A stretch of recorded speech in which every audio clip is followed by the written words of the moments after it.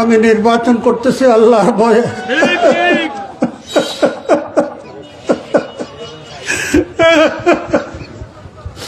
আল্লাহ পাক যদি কিয়ামতের মাঠে আমাকে জিজ্ঞাসা করেন, হে খালেদ সাইফুল্লাহ, বাংলাদেশ ঘুষ দুর্নীতিতে ডুবেছিল, তোমাকে আমি আওয়ামী লীগের আমলে 3 বার নির্বাচিত করেছি, সংসদ নির্বাচন আসছে, তুমি নির্বাচনে দাঁড়াও নাই কেন?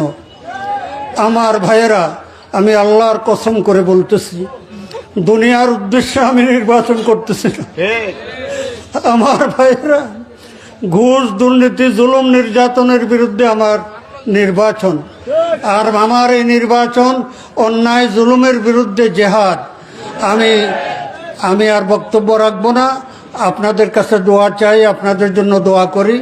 আমার মা বোনদের কাছে আপনারা তারপরে আমার সালাম পৌঁছাবেন, আমার জন্য দোয়া করতে বলবেন।